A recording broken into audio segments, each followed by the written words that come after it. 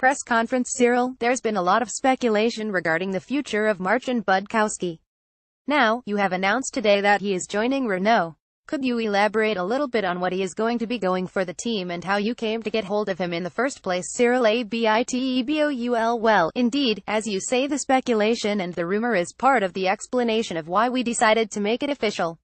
We didn't feel it was good actually to have any sort of ambiguity for any of the parties involved.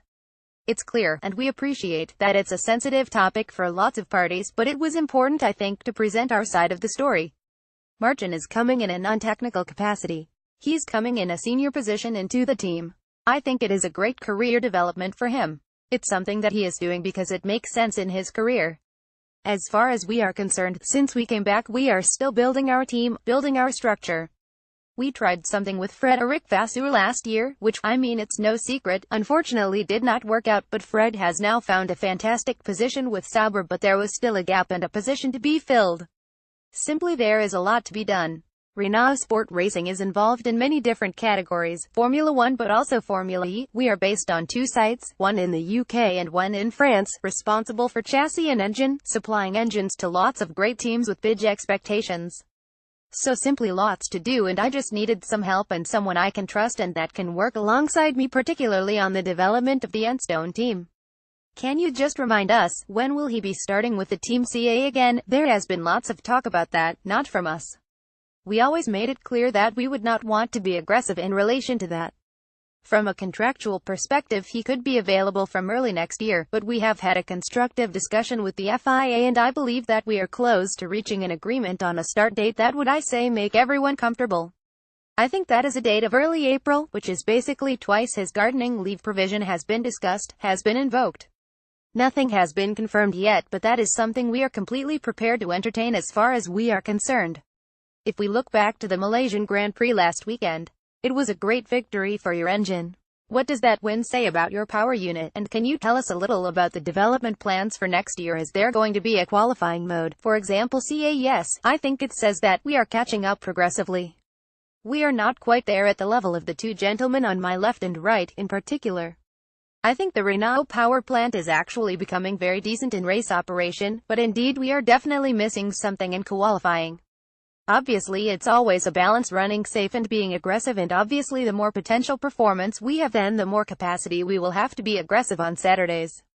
This is typically what's on plan for next year, even though we believe also that the regulation will help us in bridging any sort of deficit in relation to that on Saturday. So it's positive, and I think it's something that McLaren could also see, and part of the decision of working with us for the next 3 years.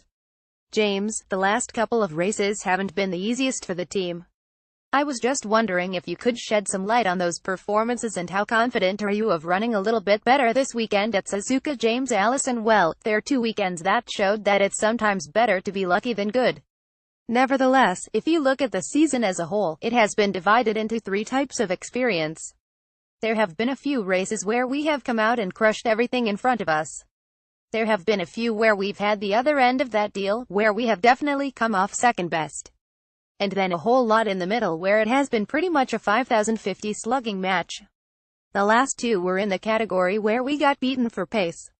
We're hopeful from what we've seen so far this weekend that this one will not fall into that category, and that we will be putting up a decent fight of it, and I suspect that it will fall into the slugging match category that most of this season has been so thrilling to be part of for.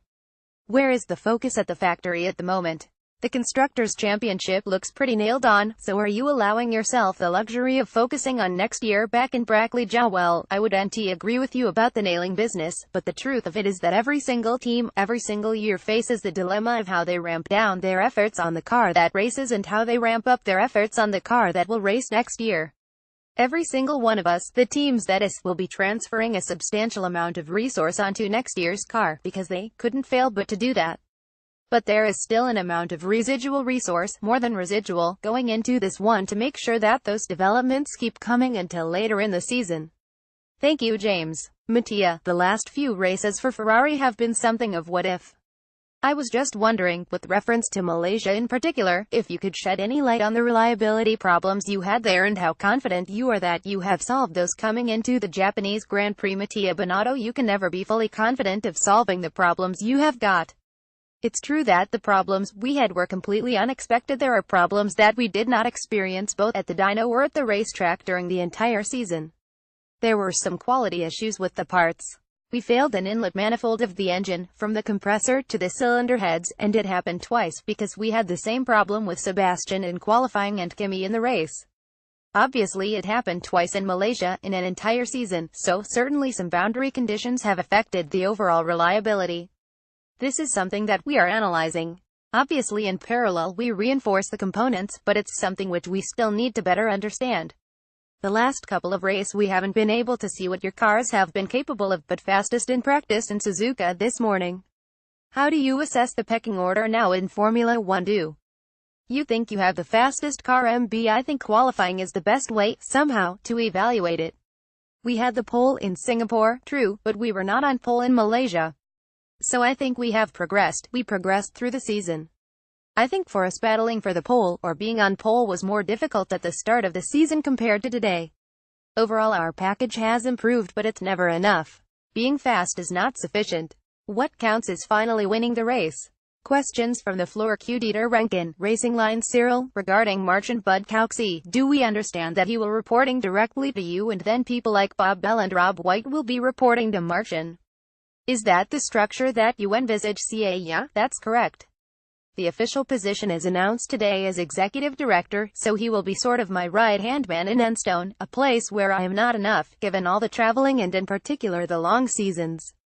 So Marcin will be factory-based and Bob Bell, Nick Chester and Rob White will all together report to him. Dieter Renken, Racing Lines. Mattia, Sergio Marchionne was quoted on Monday as saying that it was unacceptable what had happened in the previous two races and that changes would have to be made. When this was put to Sebastian yesterday, he said he thought that there were some changes coming but they had nothing to do with that. Could you elaborate on that? What sorts of changes are envisaged? That if a driver knows about them, they must have been announced internally already. I think that to improve your performance you need to improve your car and your package, but as well you need to improve your organization. What we are considering is something already planned, is to improve our quality department. Our quality department will be and somehow is already reinforced, and those are the changes that our chairman was meaning. Jens Nagler, Bill James, Lewis referred to the car as being a bit like him, great potential, but doesn't always do what it has to do. Is the car a kind of a diva, or is it, in the end, understandable what it does? It is difficult, but it doesn't disobey the laws of physics. It is clearly understandable, but that doesn't mean it's always easy to get the best from it. It's been a challenge this year to achieve the results we have with, but nevertheless we have achieved some pretty decent outcomes with it, so it's not been a bad machine for us. However, we would like a car that is easier to throw at the racetrack and easier to guarantee that every time we come racing we get every last little bit from it. Such changes as we have been able to make this year we have, and we hope that next year we make something with a slightly sweeter temperament. Dan Knutson, Auto Action and Speed Sport. To all three of you, going into this year there were a lot of unknowns, so it was difficult to design the cars. Going into next year, with all the new information, is it going to be easier to design them or even harder because you have so much information about the new regulations? F1 is always a challenge. The difficulty is always there, whatever you are facing. We face a certain because of new regulations, and now we'll face a different difficulty because we need to improve our car. I don't think there is ever a moment where you can relax. The difficulty is simply that one. It is true that there will be a continuity of regulations, but it's also true that we need to improve as much as we can. It's always a challenge. It's a competition, so you need to be better than the others, and to develop quicker, in particular if you are sitting behind, so that's a challenge. Plus, you have also, even though there is not such big changes as this year in regulations, you still have a couple of changes. There will be the introduction of the halo, some variation to the suspension regulation, which will make things slightly difficult. The sensitivity of car to weight will be much greater next year than this year, so it's going to be a different type of challenge, but still a challenge. I think I'd just say that while last year was more a blank sheet of paper and therefore you had more design choices to make, that was true for everybody. And we go, all of us teams, with a lot more information about how these cars behave, and therefore with clearer ideas of what we would like to do for the next season. But that's true for everybody, and therefore everyone will be better guided, and the overall level of difficulty in making sure that you're the quickest will remain the same. The new challenge of refining your current weapon will be the same for everyone. Q. Dieter Renken, Racing Line Cyril, returning to the Marcin Budkowski question. Could you elaborate, just for the avoidance of any doubt, could you elaborate please on whether he resigned because you'd recruited him or whether you recruited him because he'd resigned from the governing body? I don't want to enter into it. I don't think we have any obligation to disclose that type of process. That is an individual process. You may have encountered in your career some persons, so you know it's always an opportunity that is coming from both ways. I think there was some feeling that Marcin wanted to do a career progression, moving also away from a pure technical role in which he is currently, for something which is a wider management responsibility, which is something we had on offer. So, it's, as always, when demand and offer is meeting somewhere, and that has simply happened in the last couple of weeks and something that we have now made clear. Q. Jens Nagler, build question to Monsieur Abiteboul, the Budkowski deal, did you understand the discussion coming up about the deal, or do you say okay, everybody have the chance to make an approach to him? I'm not totally sure of the question. If the question is whether we wanted to be extremely aggressive on notice period, on gardening leave provision, is that correct? Can you understand that some of your competitors said it's not correct? No. Well, first, it's word that has been reported. I'm not sure that everyone is actually thinking that. Approaching people is unfortunately a part of Formula One. It's also part of why Formula One is competitive and you have a level playing field and you have an interesting show and races. We always talk about the distortion created by disparity of resources, but you also need to have some freedom of people within the organization such that the racing is interesting. That's the first comment I would make. The second comment is yes, I understand, but again, when you recruit someone, it is not a short-term opportunity. All the designs of next year's car are already frozen. We are in the process of manufacturing molds, suspension geometry, all of that is already decided since months. It is not something that is going to influence, and things will again start from scratch for 2019. These gentlemen on my left and my right will know that there is limited influence someone like that can make to a car, and because of the obsolescence of information in Formula One, it's not going to make a huge difference.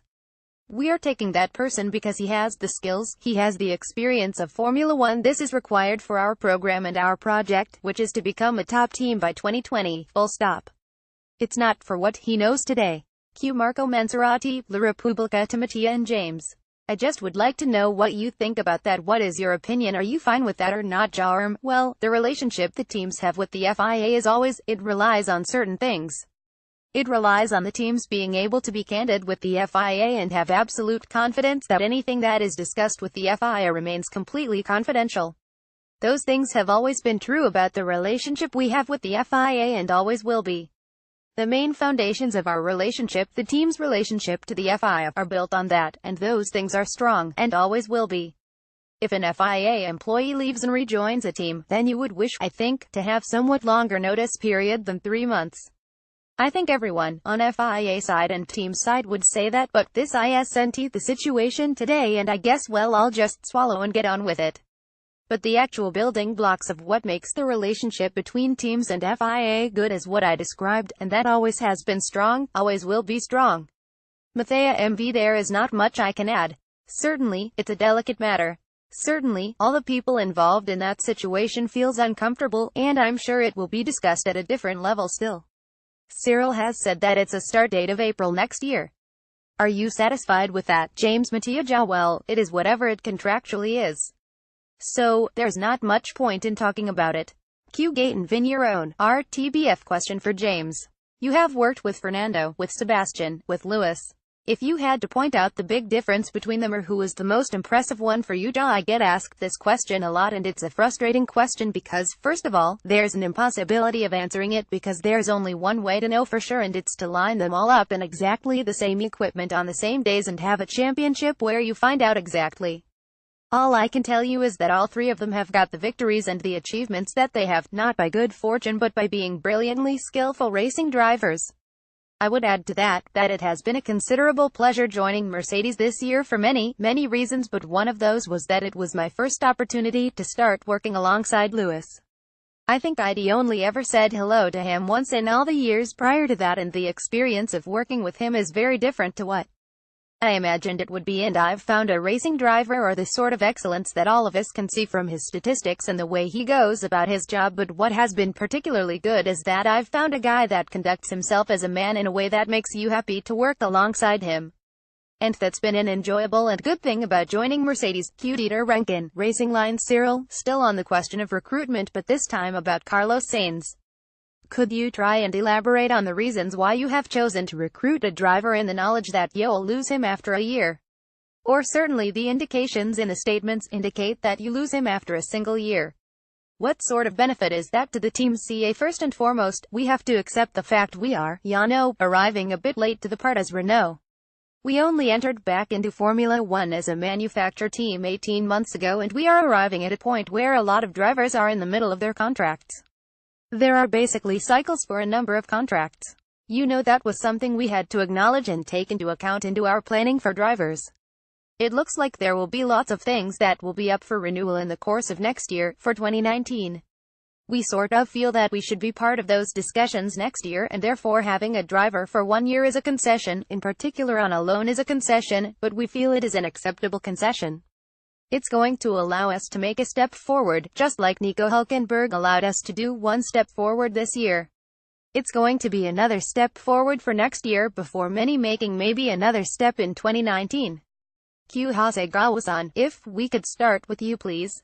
It's been a good couple of races for McLaren Honda, particularly Stoffel Vandoorne, 7th in both of the last 2 races. Just wondering how much satisfaction have those results given you and how confident are you of another good result on home turf this weekend? Yasuke Hasegawa, obviously in Singapore and Malaysia we got points which were very good but of course we are not satisfied. We are aiming higher all the time but we feel kind of relieved to get a decent step. So, of course we try to keep the same performance for here, in Suzuka. Q. What can you hope for this weekend? So far, that we get some points. Q. And with regard to next year, let's just talk a little bit about the relationship with Toro Rosso. How do you think that relationship might differ to the one that you've had with McLaren? I don't think it's a huge difference. We have already started the preparation for next year. They are very kind and they are very excited to have a new partnership, which we, of course, are feeling the same thing. No, there's not a big difference, just a new partner.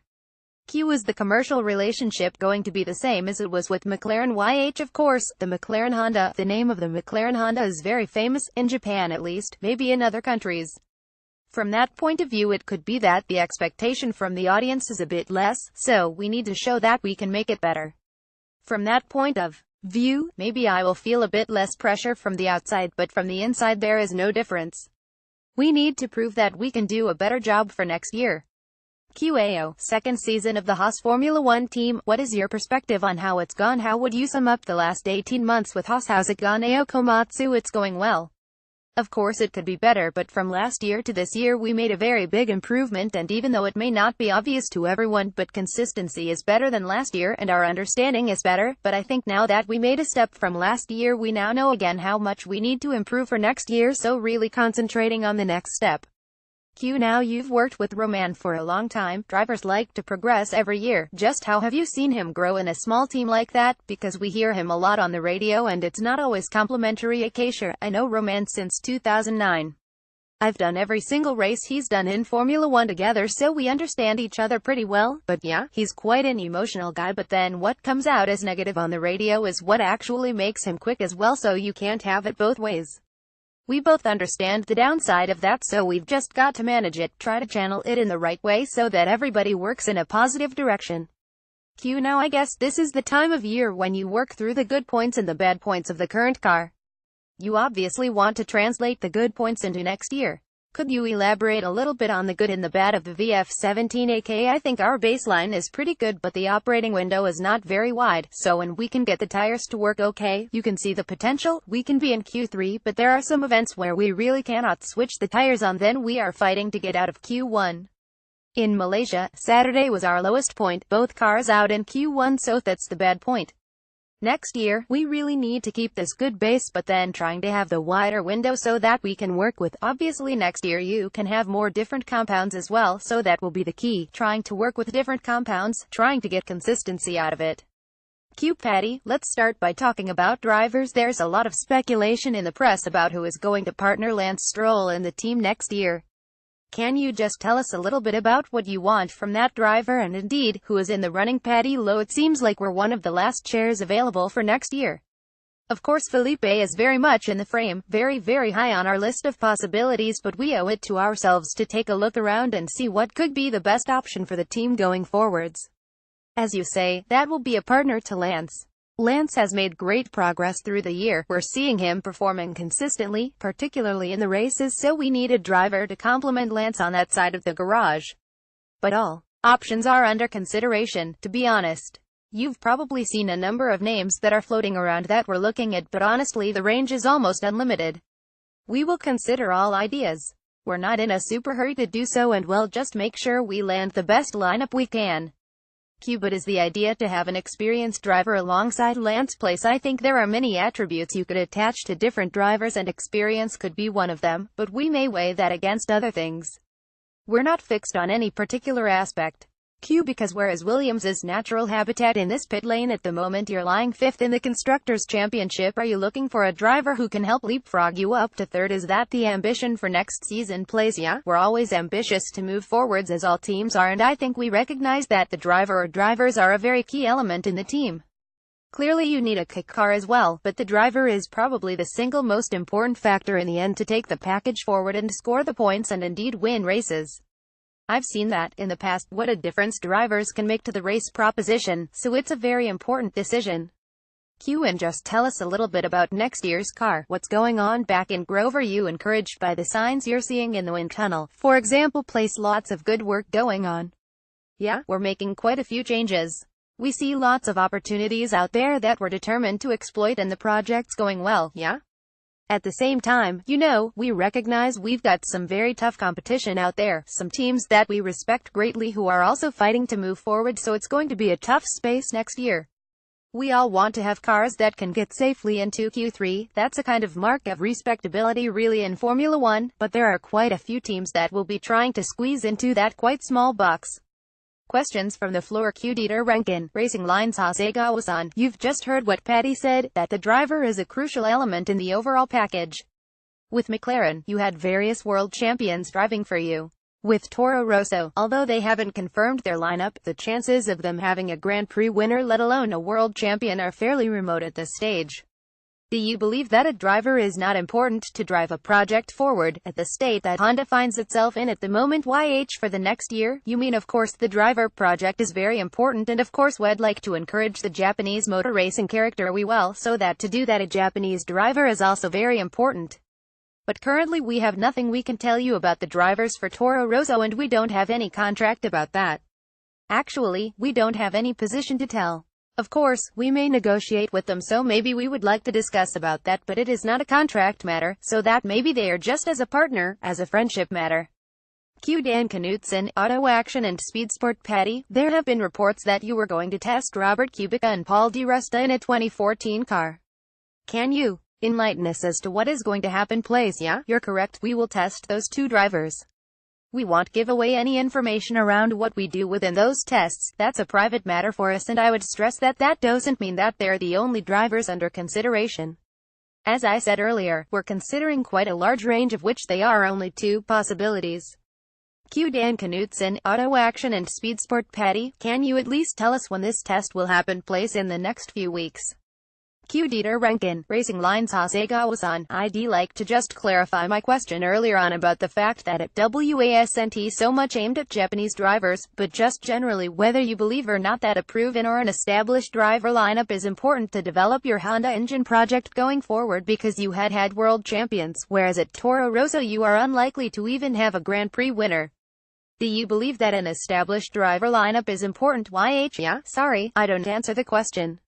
Yep, of course, the driver's feedback is very important to evaluate the engine itself and to find any issue from the engine, and also to stop the engine as soon as something happens.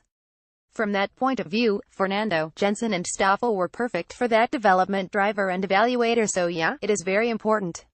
So far, as I mentioned, we cannot tell about next year. I am very happy to have Pierre Gasly. He is a very talented driver, but actually I didn't work with him directly, but I expect him very much. So I don't know for next year, but we expect to have good drivers, of course. Q Jens Nagler, build Patty Lowe. How intense has your contact to Nico Rosberg been in the last weeks, and did the subjects you talk about change since he is managing Robert Place? I didn't fully understand the question, but was it you were saying what contact had I had with Nico? Actually, honestly, I've just had a couple of phone conversations with him, but as you point out, yeah, he's now doing some work with Robert Kubica, so he has an interest in promoting that idea to us, so I've had some conversations with him on that subject. As you say, a bit different from the previous conversations that I had with him the last few years. Q Dieter Renken, Racing Lines. Patty, you may have missed it earlier on when Cyril was here because you were outside doing the TVs, but he said that the chances were pretty good that Marcin Budkowski would be starting early April in the role of executive director. Does it concern you that the gardening leave, for want of a better description or expression, is not sufficient, given the relationship that he's had with teams? What do you believe is the ideal time, and what do you think of this situation? Place first point is to congratulate Marcin. It looks like he's got an excellent job, very senior role at Renault. I worked with Marcin in the past at McLaren, so you know he's a strong engineer, and that's great that he has that opportunity. But I think you're correct, the concern amongst all the teams has been the very short period of isolation between a role as an officer of the FIA, a very senior officer, and working with a team. And it's very critical that the teams have a strong degree of trust in their work with the FIA that really underpins the ability of the FIA to police the sport from a technical point of view. It's an important subject. The teams will be discussing that with the FIA to understand what should happen in this case or cases in the future. So I don't have any preset ideas around what solution should exist or even could exist. Amongst the teams, with senior engineers, we have very long notice periods, as you know, for the same sort of reasons. Q Sam Collins, race car engineering. Question for Patty Lowe and Komatsu-san. We've had almost a season of running with these new generation cars now, and almost every team I've spoken to has mentioned the narrow operational window of these cars and getting the tires to work. What is it about the current rule set that makes that operational window so hard to exploit? Place, I think it's just mainly down to tires. The tire defines, to a great extent, the operating window of the car because it's fundamentally the temperature window of the tire, sometimes the pressure window, where the tire delivers the best performance. So depending on how narrow or wide or peaky that window is determines then how difficult it is to make the car work at the fastest level. I think that's the subject. I don't think it's necessarily that much more difficult than last year. The levels of grip are higher, the lap times are quicker, but I think it feels just about as difficult as it was last year, to me. It's exactly as I don't think it's the cars, it's more to do with the tires, and some tires can work in any conditions, some tires need specific conditions, so yeah, it's mainly down to tires. Q Ken Kawakita, Weekly Playboy. Hasegawa-san, Komatsu-san, this is very domestic question, but having someone like you in the FIA press conference as a key member of a Formula One team, giving a lot of hope for young Japanese boys who are dreaming of being in Formula One to work as engineers, is it possible to have any advice to make the dream happen for those young Japanese boys or girls anywhere they can? Yeah, I was interested in Formula One since I was a junior high school student and I wanted to do Formula One, so then I thought, okay, it's better to come to England, so I decided to leave Japan after doing high school. So I guess the advice is don't limit yourself. If you like, don't ever think you can't do it, just assume that you can do it and then try your best, and then when you've tried your best, even if you failed, then I think you learn a great deal from it, so there's no downside, so just try and believe you can do it. If I can give advice, that's the advice. Yeah, I think I'm completely different from him, so that he was aiming to be a Formula One engineer, but I was joining Honda and I was just working as a mass production development, and I never expected to be a Formula One engineer, but I always concentrated on doing my job all the time and to improve myself, so the chance will come from outside, so I didn't expect, so just do your job and just do it, and improve by himself or herself is the important thing, I think. Q Patty, can you just tell us a little bit about how international the teams are? How many different nationalities might you have? At Williams Place, I haven't got a number, but it is a very international sport, not just in terms of drivers but also in terms of engineers and all the staff within the teams. I think that's what makes it such an exciting and rich industry, and I echo the comments of my colleagues here, that if you have the determination, actually it's not as difficult as you may imagine to make the progress and achieve the position that you may want working in a team or some other part of the industry, so never think it's out of your reach, go after it.